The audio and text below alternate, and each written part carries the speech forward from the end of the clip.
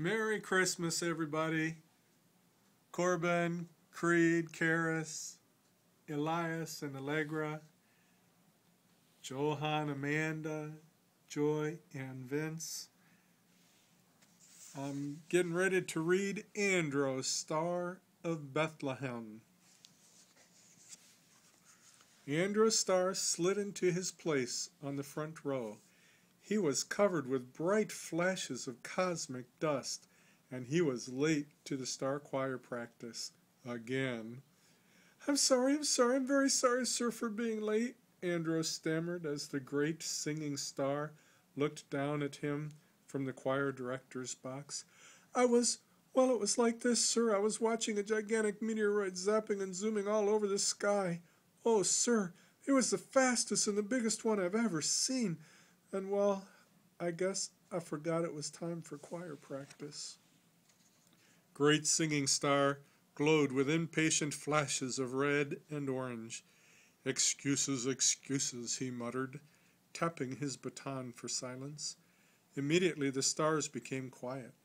Each one was watching, waiting, ready to sing. At the choir director's signal, they burst into song. Andro's star sang in his loudest voice and with all his heart. Suddenly, great singing star lowered his arms and rapped his baton. All singing stopped. Someone is not singing in tune, he announced. His eyes moved slowly along the front row. Let me hear you sing your part, he said, pointing his baton at Andro. Me? Andro squeaked. You mean me? Me sing all by myself? Yes, you, great singing star nodded. Well, Andro took a deep breath. He cleared his throat. He took another deep breath, and then he opened his mouth wide and sang his very best. The other choir stars looked at one another. Some even laughed. Andro's star, great singing star, said sadly, you are not singing your part in tune, and you must be in tune if you sing with the star choir before the Lord God. Go, practice your part. You'll have one more time to try at the next choir practice. Oh, thank you, sir. Thank you, Andro said as he jetted off to a far corner in the heavens.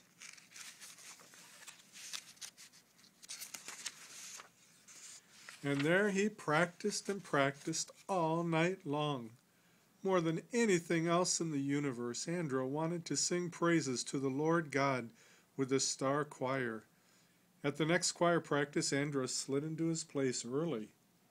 And when the singing started, he sang his best, but this time softly. He hoped great singing star would not hear him, just in case he was not singing in tune. But great singing star did hear. He called for silence. Oh, no, Andro groaned. All the stars waited. Finally, great singing star spoke.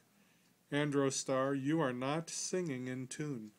I'm sorry, but you cannot sing with us when we sing our praises to the Lord God.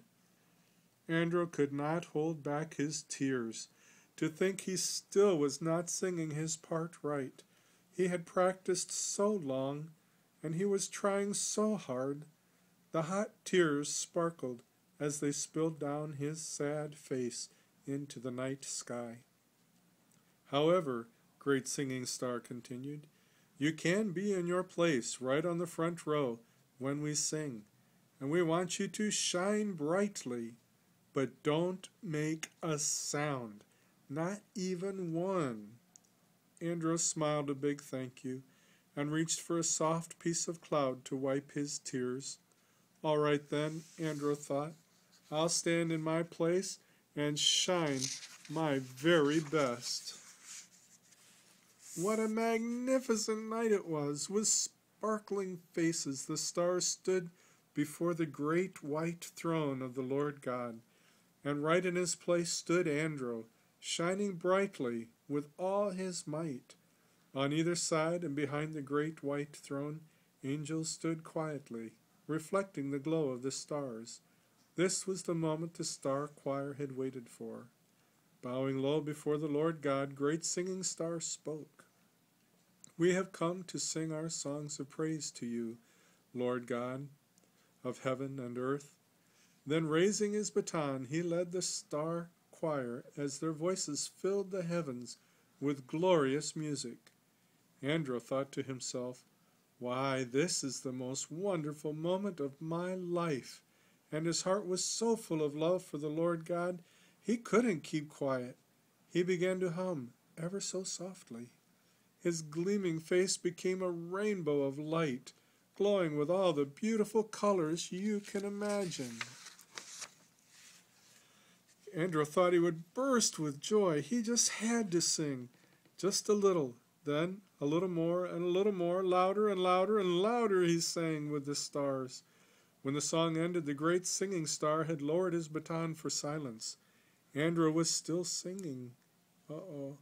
His loud voice rang out all over heaven with praises to the Lord God, right from the bottom of his shining heart, and his song was not even the slightest bit in tune. "Shush! Shush!" Andro heard the star next to him say out of the corner of his mouth. When Andro realized what he had done, he felt terrible. He was so embarrassed that instantly his sparkling light turned a rosy red. Zooming off into the night sky, Andro turned his light out completely.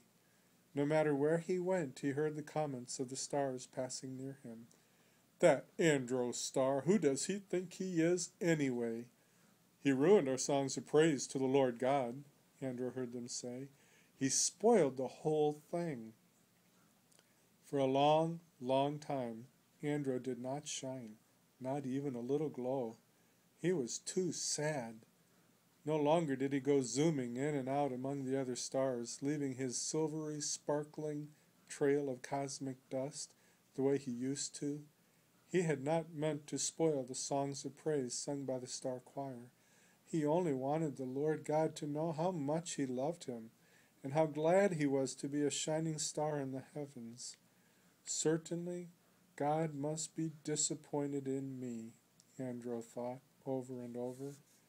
"This was the worst mistake ever. How can I ever feel happy again?" One night a dazzling yellow shooting star skidded up to Andro. "Hey, Andro," he said, catching his breath.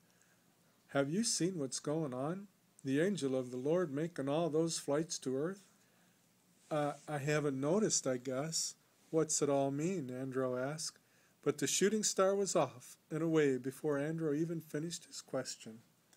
Soon Andro star saw the angel Gabriel zooming by on his way to Earth. There was a feeling of great excitement in the air. Something special was going to happen. The stars were whispering excitedly.